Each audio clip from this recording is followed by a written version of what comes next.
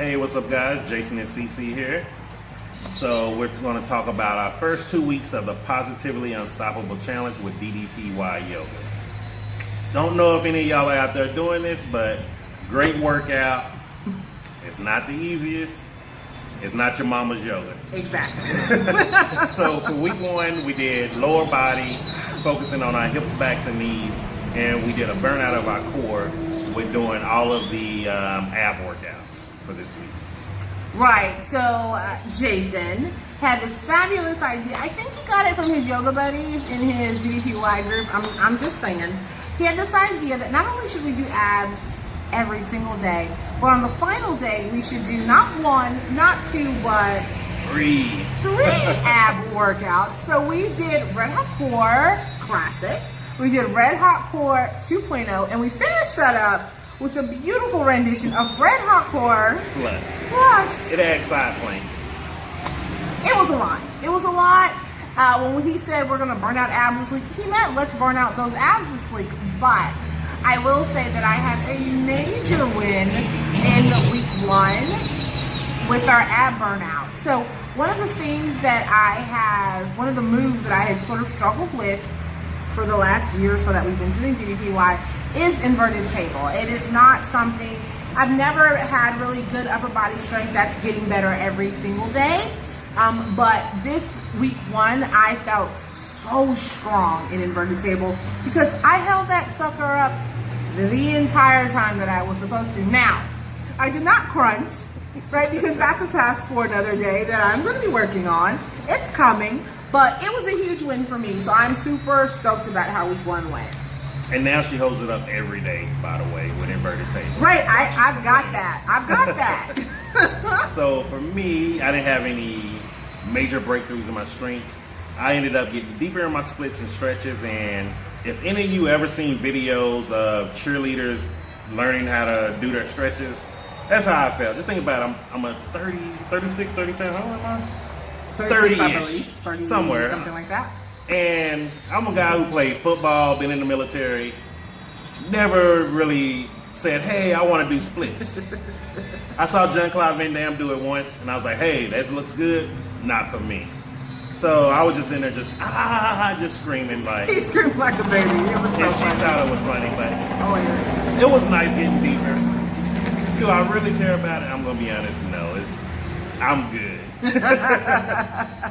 And so week 2, we decided to focus on upper body, and I'll let you introduce those workouts. She hated it. Okay, so I was all for not burning out abs for another week. Like, let's do some other things. And so Jason had this brilliant idea. He said, you know what? I'm going to talk to my yoga buddies. Remember the people I was telling you about who screwed me last week? All right, so week 2, he went back to his friends and had them vote in a poll to determine what workouts we would be doing.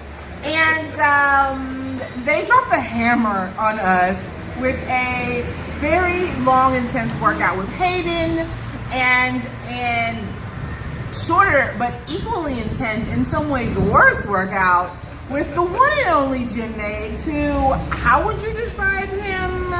He's the nicest assassin you ever find. Like, he's gonna make you breakfast, make you dinner, give you a massage, and then right when you're fully relaxed, he's stabbing a knife in your back and you're just like, oh, this really hurts. He doesn't like me. I love that, and that's accurate. So for me this week, I had a big breakthrough in my lower back. I tore up a big piece of scar tissue. I don't really know why, because I did lower back the week previous, but for some reason doing upper body, my scar tissue decided to tear up and my hips open more. So the good thing about it is I'm getting better in my standing splits and also getting better in just the movements and the flow. Because if you don't know, like, I have a spinal fusion in my lower back with 8 screws. So I have 8 screws there, so it never thought I'd get much range of motion back. And after that piece of scar tissue tore up, like, I can now do a side stretch where my knee actually hits the ground and my shoulder, the opposite shoulder's on the other side of the ground. So really amazing. Huge breakthrough for him. Me, on the other hand, I wouldn't call myself having a breakthrough week 2, but I will say that I had complete muscle failure. You know how we said Jim Mage was an assassin, a murderer? He murdered my arms.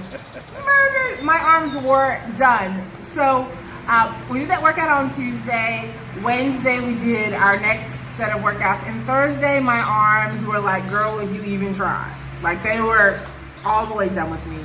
So I took Thursday off. I said, I can't.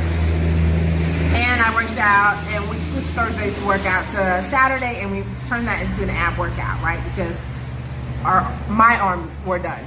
So one of the lessons I think that was really important for me in week 2 was the importance of being flexible, and not just flexible in the yoga sense, but also flexible in my mindset, and knowing that despite the fact that I have something planned, I have my schedule together, that sometimes I have to adjust things based on where I'm at in that moment, and really listening to myself and listening to my body.